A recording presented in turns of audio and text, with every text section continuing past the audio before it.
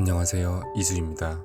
오늘은 바다 그림 시리즈로 서핑 그림을 그려볼 건데요. 요즘 2년 전에 여행했던 스페인 여행 영상을 만들어 보려고 모으고 있는데 와중에 서퍼들이 많았던 해변 사진이 유독 눈이 가더라고요. 2년 전 전시에서 가장 인기가 많았던 그림이 파도 그림이었어요. 아무래도 제가 가장 좋아하는 파랑색을 주로 써서 그런지 물감을 조금 더 자유롭게 다루는 것 같기도 해요. 그 마음이 통했는지 관객분들께서 좋은 말씀을 많이 해주셨던 기억이 납니다. 오늘도 마찬가지로 마스킹 테이프로 외곽은 고정을 시켜 두었고요.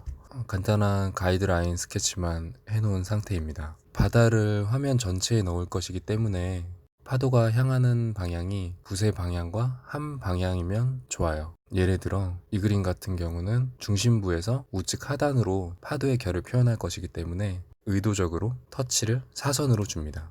그 후에는 역시 중간층 작업을 많이 해줄 거예요. 현재 이 그림 같은 경우에는 상단의 일부 하늘을 제외하고는 전체가 바다로 표현되기 때문에 색을 올리실 때 색감을 조금 더 과감하게 올려주셔도 무방합니다. 화면 전체에 먼저 바다의 색을 발라줄 건데요. 저는 파란색을 표현할 때 보통 두 가지 색을 섞어서 많이 사용합니다. 하나는 셀룰리안 블루고요. 또 하나는 코발트 그린입니다. 제가 수채화 일러스트를 시작하게 된 계기가 뉴질랜드 여행을 다녀와서인데요. 뉴질랜드의 바다색은 밀키블루라고 표현이 되더라고요. 블루색과 밀키한 그린색이 섞여 있다라고 해서 그렇게 불린다는데 그 색을 내기 위해서 여러 가지 색을 혼합해보고 비로소 얻은 저만의 배경색이기도 합니다. 파도의 결을 표현하는 작업을 할 건데요. 바탕색으로 올려준 셀룰리안 블루와 코발트 그린을 조금 더 진하게 칠해준다고 생각하시면 됩니다. 바다의 결은 직선이 아닌 곡선으로 다양하게 표현을 해주는데 물이 향하고 있는 방향으로 칠해져야 하는 게 포인트입니다. 조금 더 빨리 그림을 감아 볼게요. 여기서도 보시면 이제 가장자리에 음영 효과를 주기 위해서 은은하게 더 진하게 가장자리는 표현을 하고 있어요. 명도차로는 한계가 있는 터치드릴이기 때문에 결의 면적을 이용해서 편차를 두고 있는 거죠. 바다와 마찬가지로 하늘 역시 계층 작업을 더 해주는데요. 마찬가지로 파도와 맞닿는 하늘의 면은 그라데이션을 이용해서 조금씩 더 연해질 수 있도록 손에 힘을 뺀 붓터치를 이용을 해줘야 됩니다. 보통 서퍼들은 좋은 파도를 타기 위해서 오랜 기다림을 갖는다고 하잖아요. 기다림 끝에 좋은 파도가 오면 그것을 타고 정점에 도달했다가 다시 내려오죠. 직접 느껴보지는 못했지만 정점에서 파도를 타고 내려오는 희열은 다른 레포츠와 비교가 안 된다고 하더라고요. 서핑만의 철학이 거기에 담겨 있는 것 같기도 하고요. 그 안에서 인생을 배울 수도 있는 것 같아요. 굉장히 멋진 레포츠라고 생각을 합니다. 대부분의 파도는 바람에 의해서 만들어지잖아요. 물은 그런 바람을 파도가 되어 전달하는 매개체인 거고요. 마치 나비 효과의 표본 같아요. 시작은 미비한 바람이나 지각 변동을 통해서 시작되지만 그 파장이 파동과 함께 바람을 타고 육지에 다다를 때는 얘기가 달라지죠. 서핑의 매력은 바로 여기에 있는 것 같아요. 그렇게 생성된 파도에 맞서고 자유자재로 물을 가를 때의 기분은 말이 필요 없을 것 같아요. 파도의 큰 음영들을 백붓으로 발라준 후 물이 부서지는 부분을 표현해 주는데요. 다양한 방법들이 있지만 저는 화이트를 묽게 여러 번 올리는 편이에요. 화이트로 큰 덩어리를 표현해주고 마찬가지로 밋밋하지 않게 유색을 일부 섞어줄 거예요. 이 그림 같은 경우는 화면 전체가 바다이기 때문에 많은 색을 쓰기보다는 물이 파도와 맞닿는 부분에만 아주 일부의 색을 섞어주도록 하겠습니다. 포인트로 주기 좋은 오페라를 조금씩 섞어줄 거고요. 채도를 눌러주면서 깊이를 더할 수 있는 후커스 그린을 같이 섞어서 표현해 줄 거예요. 이번엔 서퍼를 그려볼 건데요. 저는 사람을 크게 그리지 않는 편이에요. 이유는 인체 비율을 작게 해서 화면 전체를 보여주고 싶은 이유가 있고, 제가 개인적으로 얼굴 그리는 걸 별로 안 좋아해요. 얼굴을 그리려면 그 사람의 표정을 그려야 하잖아요. 그럼 감정이 드러나기 마련인데 저는 표정으로 감정을 나타내는 걸 별로 좋아하지 않아요. 색으로 말을 하고 싶거든요. 아무래도 제 그림 자체가 배경색으로 분위기를 많이 내는 그림이다 보니 더 그런 것 같아요. 예전에는 저도 얼굴 많이 그렸죠. 인물화도 해봤고 패션 일러스트를 많이 그렸었으니까요. 그런데 뭔가 그림을 계속 그리면서 표정을 드러내는 게 저에게 있어서는 집중이 더 저해되는 요소인 것 같더라고요. 서퍼의 사이즈가 거의 앤트맨 수준이기 때문에 가장 작은 필붓으로 표현을 해줍니다. 붓끝이 인체를 벗어나지 않도록 주의해 주시고요. 머리는 갈색으로 표현을 해볼까요? 바람에 흩날리는 머릿결을 표현하기 위해서 일부러 머릿결도 파도의 결과 같은 방향으로 표현을 해줄 거예요. 지금 서퍼는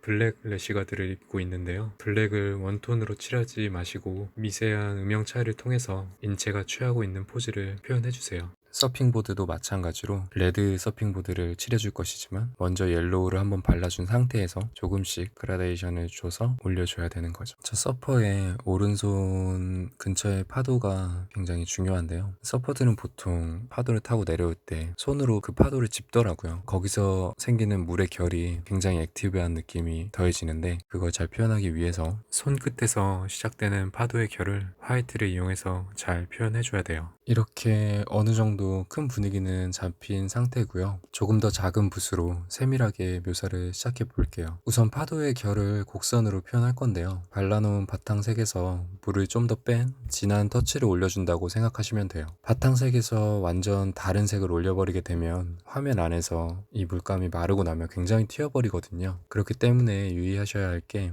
여러분이 칠한 바탕 위에 다른 어떤 물체가 새로 들어오는 게 아니고 그 안에서 분위기를 내리는 거라면 꼭 바탕색을 섞어주세요. 조금 더 자연스러운 표현이 되실 거예요. 이런 식으로 반복해서 파도의 결을 그려주시고요. 이렇게 표현한 파도의 결 위에 화이트를 이용해서 잔잔한 빛을 표현해줍니다. 흔들리는 파도의 결 위에 제각각 빛을 받고 있는 부분들이 있죠. 모든 결에 표현하시지는 않아도 되고요. 파도의 그림자에서 벗어난 화면 중심부 위주로 표현을 해주시면 됩니다. 서핑을 그리고 있는 저는 아이러니하게도 사실 물을 굉장히 무서워합니다. 수영도 잘 못하고요. 어릴 적 친구의 장난으로 물에 빠져서 정신을 잃은 적이 있는데 그 이후로는 물에 대한 트라우마가 생겼더라고요. 흔히들 사람들이 갖고 있는 기억의 상당 부분은 어릴 때의 기억이라고들 하잖아요. 가치관이 성립되기 전인 유아의 흡수력은 성인과 비교가 안 된다고도 하고요. 그래서인지 다 큰 어른인데 이 사람이 왜 이렇게 행동을 하지? 왜 이런 생각을 할까? 라고 궁금할 때들이 종종 있는데 대다수의 이유를 찾아보면 그 사람의 어릴 때의 모습에 그 해답이 있더라고요. 그만큼 성장하는 아이에 있어서 친구, 가족, 주변 환경이 얼마나 중요한지는 커가면서 더 느껴지는 것 같대요. 나이를 먹고 다양한 경험이 많아지면서 느끼는 것은 가치관이 형성되기 전에 아이들에 대한 교육은 정말 중요한 것 같아요. 다들 교육 중요하다 알지 하면서도 자기만의 주관으로 가르치는 경우가 많잖아요. 부모가 됐든 선생님이 됐든 정말 그 아이를 위한 그 아이가 무엇을 원하는지에 대한 시선과 배려가 파도처럼 엄청난 나비 효과가 돼서 돌아오는 것 같습니다. 정말 어른들에게는 아이들의 교육에 대한 꾸준한 고찰이 필요한 것 같아요. 제가 주제넘게 이런 말씀을 드리는 이유는 저는 수영을 못하는 게 속된 말로 쪽팔렸어요. 저 운동을 정말 좋아하거든요. 근데 수영은 해도 안 되는 거예요. 이게 어릴 적 그 이유라는 걸 알게 된 것도 성인이 되고 나서 초등학교 수련회 앨범을 뒤지면서 나중에 알게 된 거예요. 물에 빠졌을 때 어린 마음에 친구와 장난치다 응급실까지 갔다는 걸 부모님께 혼날까봐 얘기를 못한 거죠. 그렇게 그 기억은 제 안에서 정제되어 버린 거예요. 이렇게 어떤 한 기억은 그 시점에서 시작되지만 나중에 어떻게 다가올지 모르는 것 같아요. 극복하기도 힘들죠. 그만큼 시간이 많이 흘러버렸으니까요. 그렇기 때문에 어린 아이들이 갖는 기억들에 있어서 조금 더 관심을 가져주고 안 좋은 기억이 생겼을 때 극복해 나가는 방법을 조금은 더 경험한 저희가 좋은 방향으로 제시해야 되는 책임들이 있지 않나 생각해 봤습니다. 지금 보시는 부분은 구름 사이로 희미하게 들어오는 빛이 바다에 비치는 부분을 표현해 주는데요. 여러 번 화이트를 묽게 올린다는 생각으로 반복해서 올려주시면 됩니다. 한 번의 터치로 절대 완성되지 않고요. 지평선 근처의 물 부분에서 가장 진하게 표현이 되고 화면의 하단부로 내려오면서 점점 더 연하게 표현을 해주세요. 주변 역시 연한 붓터치를 이용해서 자연스럽게 화면과 연결시키는 것이 중요합니다. 다음은 파도 끝에 부서지는 부분을 표현해 줄 건데요. 진한 화이트를 통해 생동감을 더해주는 작업을 할 겁니다. 파도의 끝은 정말 불규칙적으로 부셔지는데요. 멀리서 봤을 때는 큰 덩어리로 보이지만 확대해 보면 수많은 물방울들이 불규칙적으로 모여 있는 것을 확인할 수 있습니다. 그 생동감을 표현하기 위해서 화이트를 이용해 최대한 자잘한 물의 결들을 표현해 줍니다. 일러스트 수채화에서는 화이트를 어떻게 쓰냐에 따라서 그림의 생동감이 달라지는데요. 입시 미술을 했을 때는 화이트와 블랙은 금기시되는 색이었어요. 검은색을 쓰더라도 색을 섞어 만들어 쓰는 것을 기반으로 했고, 화이트는 화면의 자연스러움을 저해하는 요소로 여겨졌기 때문에 애초에 팔레트에 물감을 짜지도 않았죠. 수채화용 기본 물감 세트를 사도 이러한 이유들로 화이트와 블랙이 포함되어 있지 않은 경우가 굉장히 많아요. 발상과 표현이나 사고의 전환, 디자인 쪽 입시는 이 정도는 아니었던 것 같은데, 저는 입시 때 순수 미술 쪽인 수채화를 전공했었기 때문에 더 그랬던 것 같아요. 대학에 오고 입시 미술이 아닌 자유로운 일러스트를 그리고 특히 패션 일러스트를 많이 그리다 보니까 화이트가 정말 중요하더라고요. 그렇다고 너무 남발하면 안 되지만 적절하게 화이트를 써주는 것은 그림의 깊이감과 생동감을 올려주는 중요한 요소인 것 같습니다. 다음은 파도가 부서지는 부분을 표현하기 위해서 흩뿌리는 작업을 할 건데요. 조금 큰 붓을 한 손에 잡고, 이건 붓이 꼭 아니어도 상관은 없어요. 막대기의 형태면 괜찮습니다. 한 손으로 강약을 조절해서 쳐주는 작업을 합니다. 이 그림 같은 경우에는 부서지는 파도 부분에 많은 물방울이 위치해야 되기 때문에 상단부 위주로 뿌려줄 거예요. 너무 세게 치면 물방울이 크게 떨어지니까 힘을 잘 조절해서 쳐주시기 바랍니다. 파도를 표현할 때 물을 흥건히 쓰기도 하지만 때로는 갈필도 써줘야 되는데요. 갈필은 물기가 거의 없는 붓에 물감을 묻혀 칠하는 기법으로 보통 나무의 갈라진 부분을 표현할 때 많이 쓰는 기법이에요. 물이 서로 부딪혀 부서지는 물을 표현하는 데에도 적절한 터치 기법이라고 할 수 있습니다. 이제 그림의 세부적인 부분들을 표현하는 작업을 할 건데요.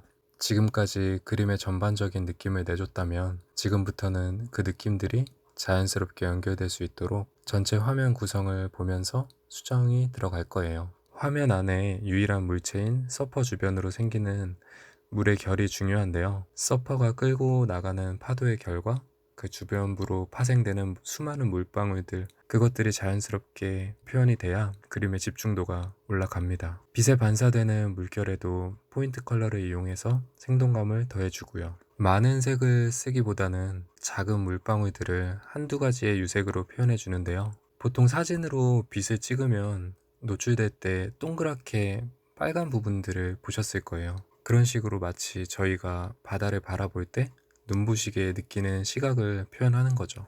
화면이 자연스럽게 연결되도록 중간색을 칠해주는 작업을 하고 있어요. 물방울이 될 수도 있고 파도의 결이 될 수도 있고, 어느 한 부분이 튀어버리면 전체의 흐름을 깨기 때문에 최대한 자연스럽게 이어지도록 보이는 게 중요합니다. 혹시 폭풍 속으로라는 영화 보셨나요? 서핑을 주제로 한 키아누 리브스 주연의 오래된 영화인데 저는 정말 재밌게 봤어요. 서핑이라는 것을 처음 검색해 봤던 것도 이 영화를 보고 나서였던 것 같아요.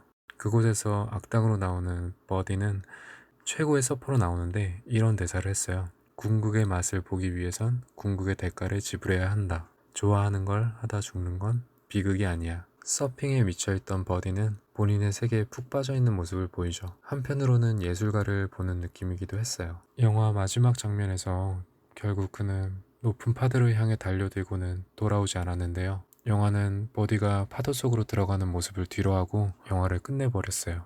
주변이들은 모두 자살 행위라고 그런 버디를 미치광이 취급했지만 그는 정말 행복해 보였습니다. 어느 한 분야에서 무언가를 꾸준히 하다 보면 견고해지기 나름이고 언젠가는 자기만의 색깔을 찾을 수 있죠. 그 색이 정말 행복하게 느껴지려면 그것과 하나가 돼야 되는 것 같습니다.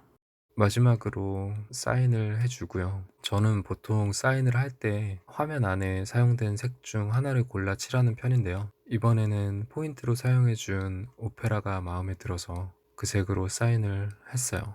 연도는 꼭 써주시고요. 저는 이 순간이 제일 좋아요. 마스킹 테이프를 제거하는 순간. 새로운 그림 액자를 선물 받는 느낌이거든요. 가까이서 보시면 이런 느낌이고요. 생각보다 꽤 디테일하죠. 멀리서 봤을 때는 큰 덩어리로 보이지만 그 안에는 다양한 색들이 존재해요. 파도도 마찬가지인 것 같아요. 멀리서 봤을 때는 큰 덩어리로 보이지만 그 안에 들어가면 또 다른 세상이 있는 것처럼요. 그걸 색으로 표현하는 게 저는 가장 행복합니다. 그럼 이번 영상은 이렇게 마무리를 하고요. 이 영상이 그림 그리시는데 도움이 되셨으면 좋겠습니다. 궁금하신 점은 댓글 남겨주시고요. 긴 영상 봐주셔서 감사합니다. 그럼 다음 영상에서 뵐게요.